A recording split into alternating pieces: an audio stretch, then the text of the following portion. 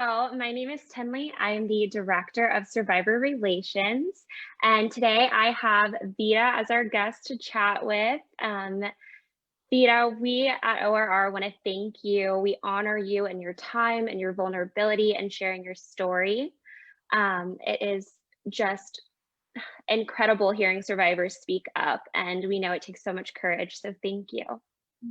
Thank you, Tenley. It's really a joy to be on this platform with your organization. And one of the things that really was important when I agreed to this interview is really your mission, which is so beautiful because the awareness of trafficking, I feel, has really surfaced in the past year. And quite honestly, it has been going on for decades.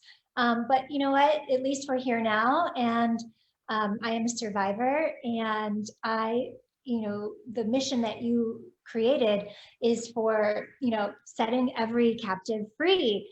And it's true, like we all have struggles in our lives, and especially survivors of trafficking.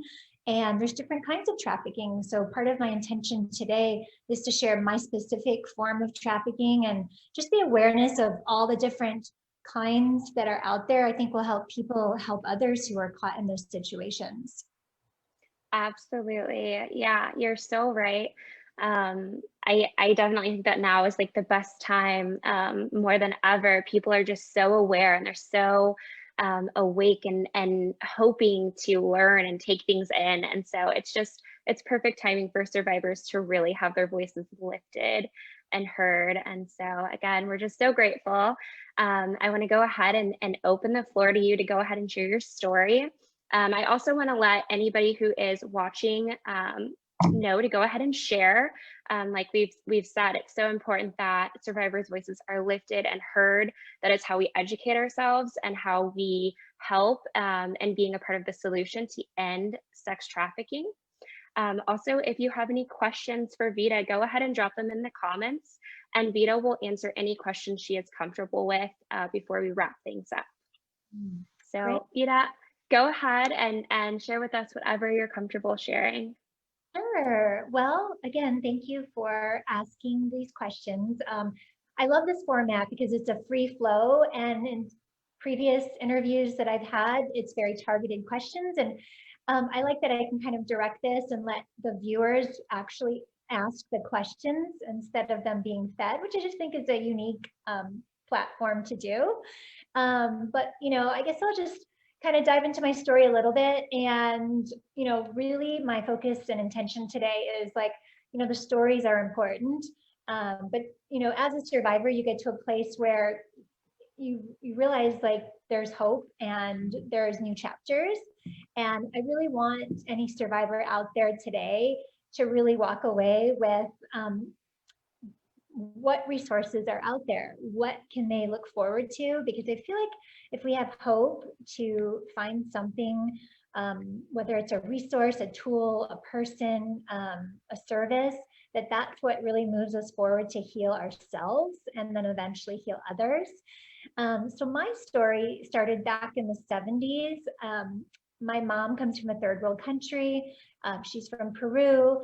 And back then it was a different just mindset of living. The culture predominantly at that time was this, the roles of women being very subservient. My mom grew up in that, and she had always dreamed to come to America. And she had an opportunity to come here, and she met my father in Peru, who is an American. And basically, they had this whirlwind romance. It was like over a spring break. They got married. An oops happened. I happened. They weren't expecting to have this child right out of the gate. My father at the time was just graduating college, and he was really scared and frightened. And so, in that state of just not knowing what to do as a 22-year-old graduating, he sort of just bailed on my mom, and my mom was just sort of left to like figure things out. And as much challenge as she has, I know my mother is mentally ill because of the abuse she allowed to happen, but she did have enough strength to get me to the US because my father is American. And so she made sure that she came to the US with really trying to give me the best, what she thought was her effort to give me this American way of life. Now, while that was great, when she came here, she felt like she had little resources, and it was really hard for her. I know she tried, but her way of thinking was, she needed to latch on to an American husband that could help support her and just, get her a lifestyle here that she couldn't afford on her own. So she ended up marrying this man who was my stepfather. And he obviously had, his own vices, and I like to say, spiritual demons, because while he welcomed me and took me in as his stepchild, it was about the age of 5 that he and my mom started this, what I know now is called sexual grooming. And they would take me to like a rated R, like X-rated pornographic movie as a 5-year-old, and they literally snuck me in there. They would, let me see these images so that I was sort of conditioned to feel like this was okay. Even though I knew like it seemed off, because as a child it kind of scares you, and that's not a normal state of mind for a child to be at. But Tinley, it was just this place where I feel like it was a loss of innocence for me, because as it progressed, I turned maybe 7 or 8, it got into more in-depth pornographic films that would be shown to me at my own house through VHS. That was the format at the time. And, I would ask my mother, like, why can't I just watch the fun movies that my friends at school are watching, that the time were a lot of Disney movies. And, she just said, this is how we do things in this house. This is how we spend our family time. And if you happen to see those things on other TVs when you're at your friend's house or on the regular networks, then that's fine. But, other than that, this is what we're doing. So I kind of lived in this reality where being sexual was just very normalized. But I think even as a child, that it's not right. There's this shame that sort of creeps in, because I did have a sense of seeing my friends at school and knowing what they spoke about. So I knew there was a contrast. I knew that they had different experiences, but my mother just really did not protect me from that.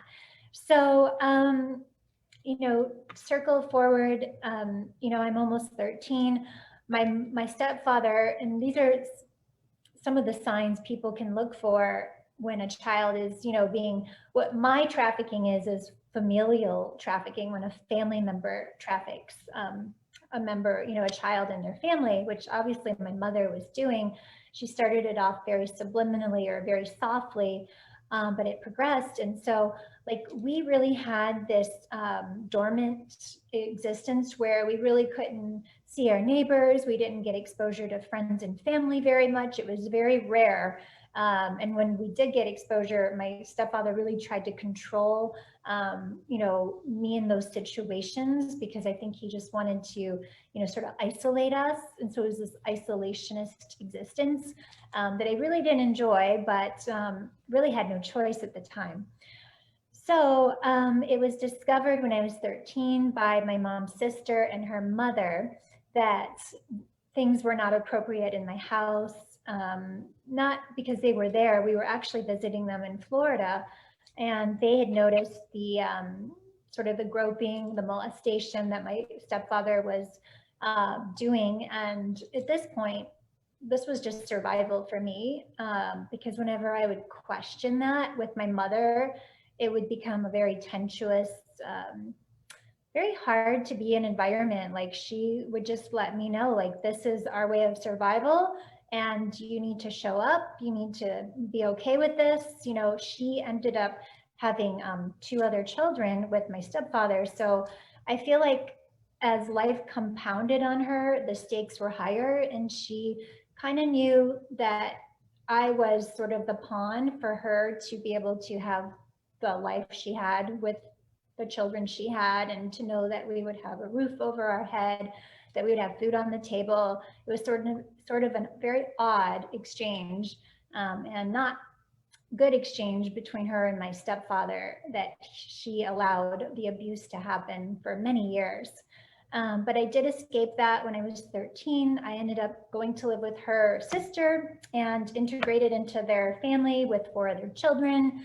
That alone was very challenging because I was kind of pulled out of my school at a time where I was in middle school, and I really just enjoyed that time in my life. I had made a cheerleading team, and I felt like this sense of being normal, if that makes any sense, just to have those kinds of activities. But then it got swept away. But quite honestly, Tenley, it was way better to sort of be in this whole new like fishbowl of life rather than be in the abusive situation I had been, grown in.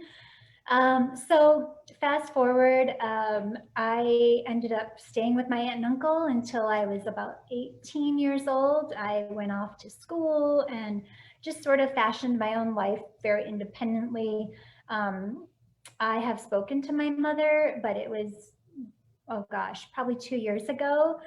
And this is a big fast forward. I know I'm jumping forward, but I kind of want to wrap up the story and go into the hope piece, which is really what excites me.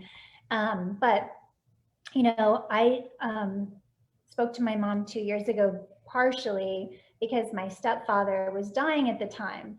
And it was always this very odd energy about how I needed to ask for forgiveness. And, he was dying. And she's like, this would be a really great thing for you to, you know, I guess, give him closure with. And I had mentioned to you earlier, my mother is very notably mentally ill because, for her to be able to ask me to ask this man who really um, destroyed a lot of my childhood and didn't allow me to even know my biological father was just a place I could never go to. And honestly, in my own heart, tell him that I wanted him to forgive me. Forgive for what? Like, if anything, he had victimized me. And so it was such a, I know this is a really crazy word to say, but it was a mind fuck for me to, first of all, go through all of that abuse, but then have it turned on me by my own mother to tell me that it was my fault and that I was the seductress and that I wanted to see those movies. That I, as a child who loved gymnastics and did flips and cartwheels around the house and danced and spun my dress around, was actively asking for that sexual abuse. And so it was really heart crushing, but I do have an estranged relationship, or I should say no relationship with my mother at this place. But it has really allowed me to heal and to create a really amazing life. And that goes to say that it's been 3 decades of really hard work to overcome the belief systems that I had been exposed to as a child. The hope piece is that survivors with new belief systems can really construct another reality that gives them access to so much in terms of confidence, not living in fear, not living in shame, not living in blame, but just to say, hey, you know what? I'm the creator now and no one can suppress me. Trafficking survivors a lot of times are put in a place of fear, and they're told that if they share or they tell anyone that something bad is going to happen. And so it's not true. I'm here to debunk that when you go in the face of the fear and speak your truth, that you actually get the freedom. Oh my gosh, yes. Like everything you said, I completely feel, I agree with. It's like you said, it's so empowering. You take your power back, and I know that that's so important to you. That's a part of your mission, is taking your power back. And I feel it. Like I feel that strength in you, and it's so beautiful. Thank you. Yes, and I guess my jazz and joy going forward, Tenley, is that others get that same chunk of like freedom and liberation because they have lived with so much heaviness. And this life is really meant to be lived out, and it's never too late. And I can only say that because I will be 50 years old in 2 years, and I've turned the corner. So it doesn't matter, how old you are, there's always hope. Oh, yeah, that's such a good message. I think that, like you said, there's so many survivors that are really stuck in that just horror of what they went through, and it's so debilitating, and it really, you kind of stay in that shadow of fear, and it just doesn't help you blossom. And so I think that your mission and what you want is just so incredible. Well, thank you. And, I really made a commitment when we decided to do this interview today that I wanted to share that there are tools, and I'm on a board now that's still developing, but there will be a Free Her Forever Foundation that is actually being started by a healer in Phoenix that has really helped me like by leaps and bounds. And part of this foundation is helping women reconstruct belief systems that sort of play in a loop, the victim mentality scripts that keep running in our minds, because that's just what has happened to us. It's not by our Mhm, fault, but we can mhm. change that. And so I want women or men, whoever's healing, to know that there are tools on the horizon. Oh my goodness, that's so incredible. And what was is it it's a foundation that you have started? What was it called? So I didn't start it. It was started by a woman healer here in Phoenix, Arizona. Her name is Susan Fry. But I was a patient or a client of hers. And so she helped me reconstruct those beliefs. But now I will be on the board of that because I am a survivor and I have a platform and a voice to get the word out. So free her forever. That is so incredible. That is so incredible. I'm gonna look and see if we have any questions for you.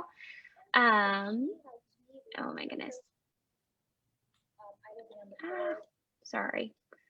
Um, so how was your recovery after you were free from the trafficking? So that recovery, this is a 3 decades long recovery, but I feel like it was very divine and guided. At that time in my life, when I was in my sort of pre or teenage years, um, I got a lot of religious support just through church, feeling a sense of community, connection, and it really elevated because then I really opened my mind and heart to getting counseling, which was huge. I got a lot of state funded counseling. I just, at that time in my life, I was financially independent and I didn't have any money. So even back then, there were resources. And so I would encourage people to just start asking for the community based counseling or community organizations that are offering a lot of these rehabilitation avenues. Yeah, I don't think that a lot of people realize that there are, sex trafficking, anti-sex trafficking organizations that have so many resources to help. I really, honestly, even for me as a survivor, I did not hear about a lot of these organizations. I didn't know that there was so many so local to me and to so many other people. So I definitely think it's important for people to know that there are resources out there for them. Yes, and you bring a good point, Tenley, that a recent more global resource is Operation Railroad Underground, ORU. Um, Yeah. they have like a lot of online help, online counseling, which that has just surfaced in the past year, maybe 2 years. Yeah, yeah, it's incredible, and they like you said, they give local resources for people in their towns, which is incredible. I think that, now that people are becoming more aware that these things exist and that they're out there, it helps them to actually research and look and realize that, "Oh my gosh, like, there's hope for me, and there's a way for me to be a part of a solution," you know? Yeah, so thankfully, Tenley, like you said, to that point, there's a community now of so much help. There's a series called Trafficked that is created and hosted by Cheryl Hunter. And she's pretty much done an expose of so many trafficking survivors. So any viewer right now that wants to just know they're not alone, they could literally go to the Trafficked podcast series and realize like there is so many people out there that are healing and have success stories. Yeah, absolutely. You're so right. Um, we have okay, so how does porn on the or the exposure to it, especially at such a young age, play a role in trafficking? Great question. One I haven't had before, but for me, the way it plays into it was that um, being sexualized at a young age was normalized. So when my stepfather was molesting me, when he was sexually abusing me, it was almost like it was okay, like it was permittable, like that I had no rights as a child to say that this was wrong. So it gave the perpetrator access to really corrupt an innocent child and not even allow the child to really know, like fundamentally fully, that it's wrong. And so it really creates again that mind fuck where you think, oh, well, my friends aren't doing that, but this is happening in my home. Maybe something's wrong with me. So, it just created that complete confusion for a child to be left as prey for a perpetrator. Absolutely. I agree with you. And for me, it made me over sexualized with adults. I behaved as an adult with older men, especially adult men. I was like almost throwing myself at them because I was groomed into thinking like this is how, as a female, I'm supposed to behave. And I know that that's totally not normal now, but I definitely think that watching porn and being exposed to that, being molested by a grown man, it does totally shift your thinking. Um, and it's just like you said, it's definitely a mind power trip that's not healthy. No, it's not. So that's the trap I feel that people don't realize when they think of pornographic exposure. They maybe symbolize it like, oh, it's just a pornographic movie. Well, for an adult, that might be the case, but a child, it's totally a different way to sort of corrupt their, like you said, thinking to where they over sexualize or they under sexualize. Right, exactly. It doesn't look like we have more questions, but you know, I just I'm just blown away by your ability to be so positive and to share that light with the world. I think so many people, you know, like I said, they're living in fear and they're unable to get out of the handcuffs, the traps, as you would say, of their abuse. So survivors like you and your voice is just so important. Thank you. Yes, and I feel like it is a choice because I would be lying if I didn't say that, when I first came out of the abuse, I only saw the darkness and I didn't see the Mhm. light, and I wasn't who you are experiencing right now.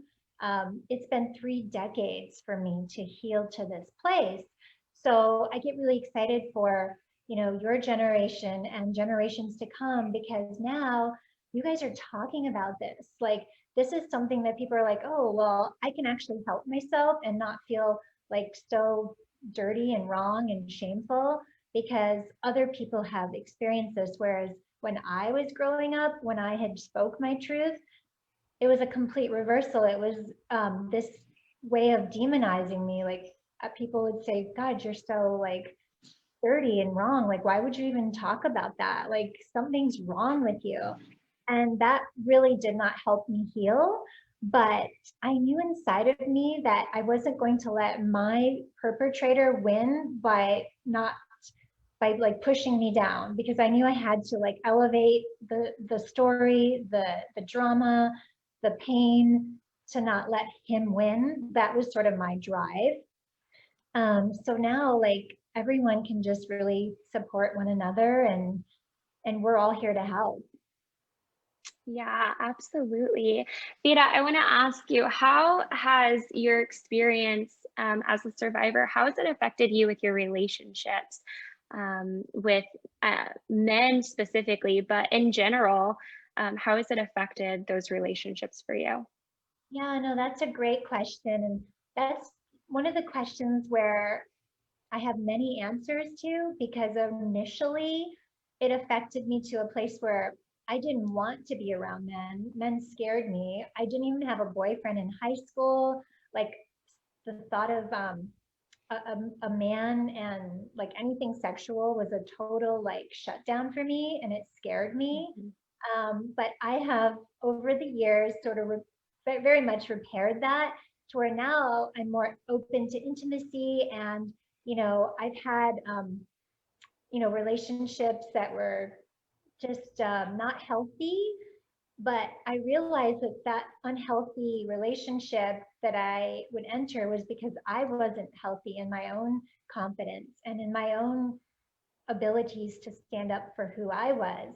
So I think survivors need to remember that they get to say, and they're not a victim unless they choose to stay in that place, that they can reclaim it. And so sexuality really turns to a place of like more discovery. And that's where I'm at now. Like I'm open to it.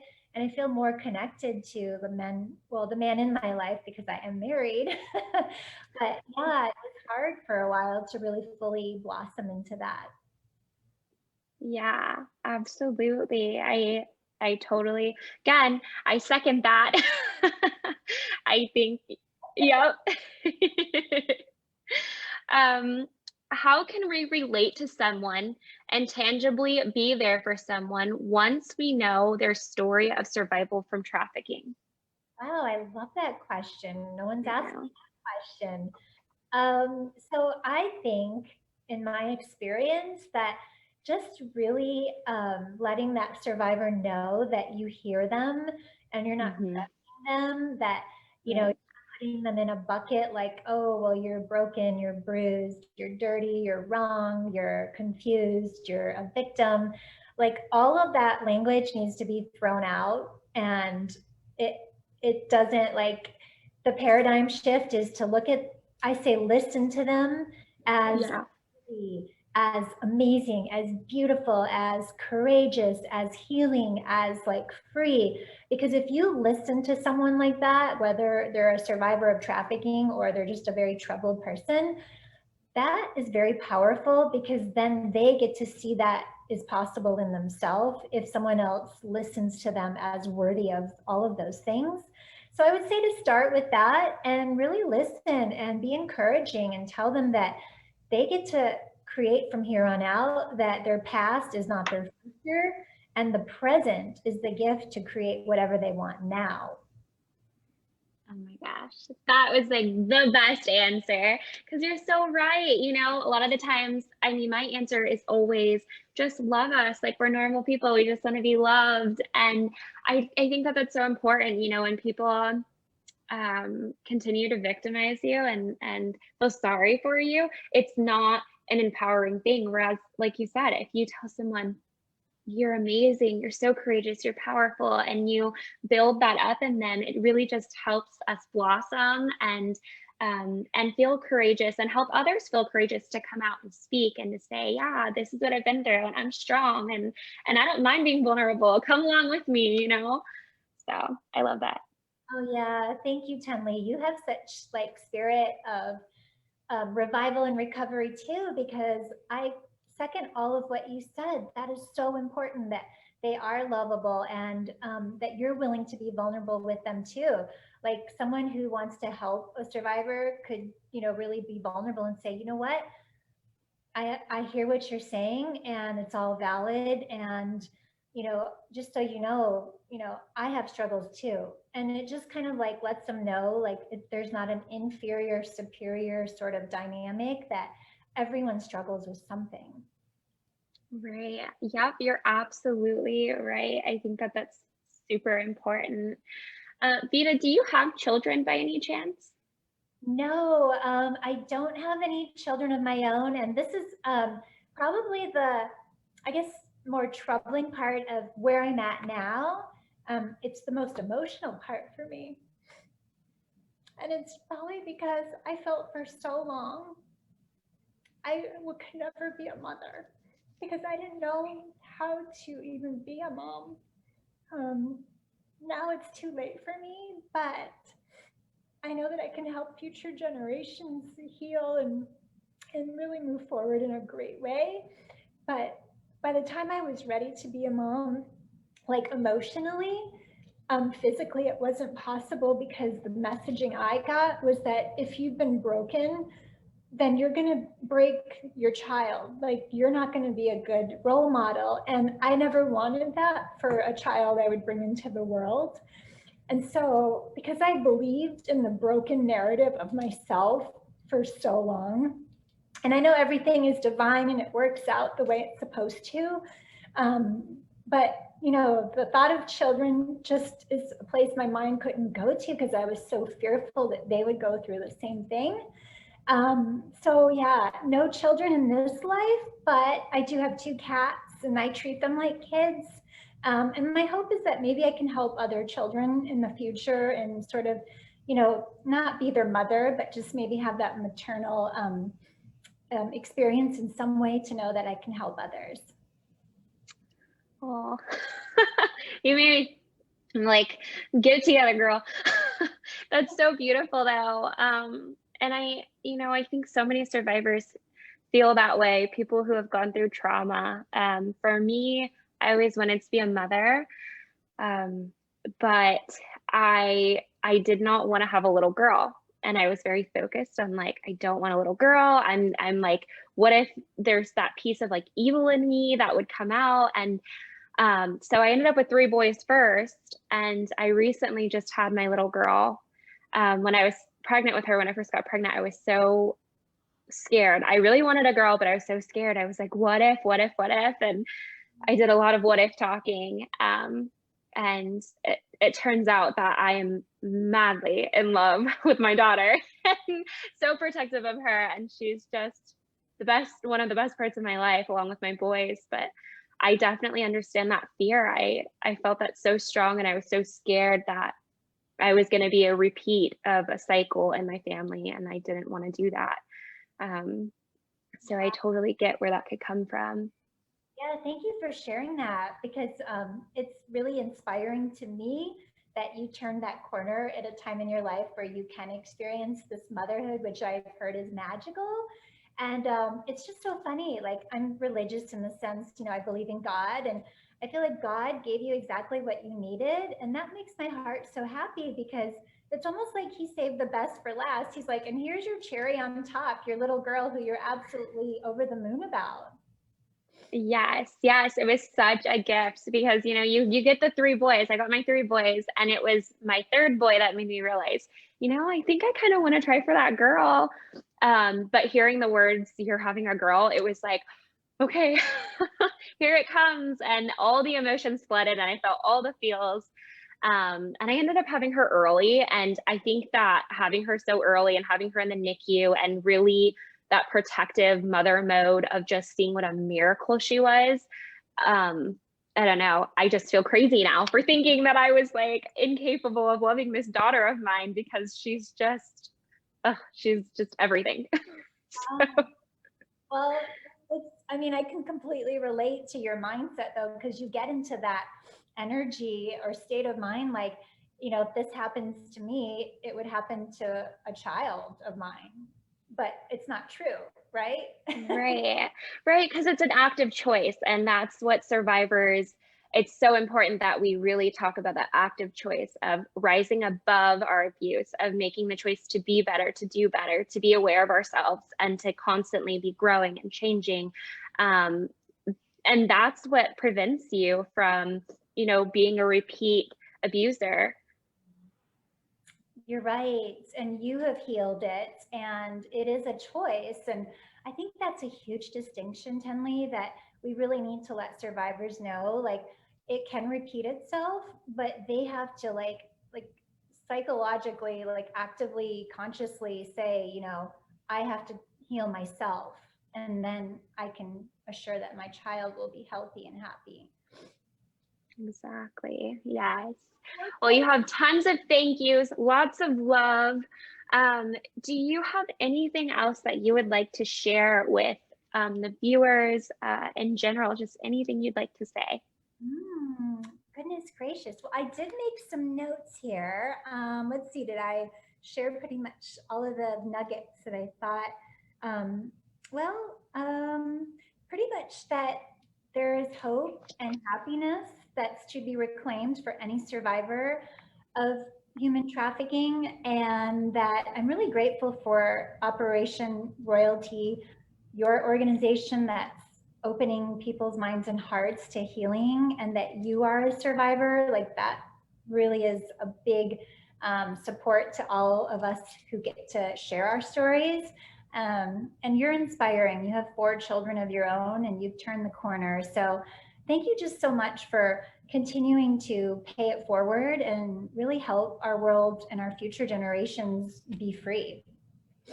Oh, thank you. No, you have touched my heart and made such an impact on me. So I know that you've made such an impact on anybody who has watched this. And on behalf of ORR, I want to thank you so much again for your time, your vulnerability, just being emotionally vulnerable. It's so beautiful. And I know that you shared so much information that's just going to go such a long way. I mean, in what, a matter of 40 minutes, you've been able to share with people things that they wouldn't have known. And that's just so beautiful and so important right now. Like I said, that survivors' voices are lifted.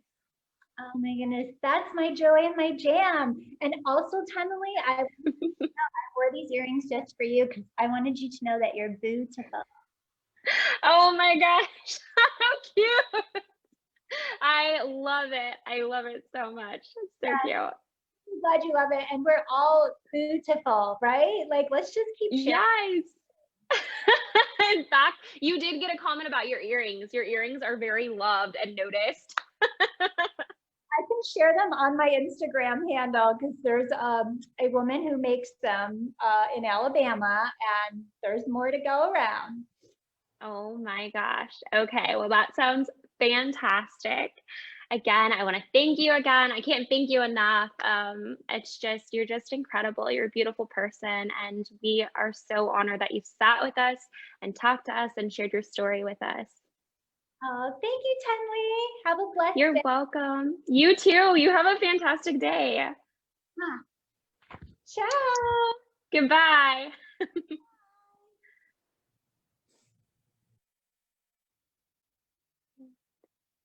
And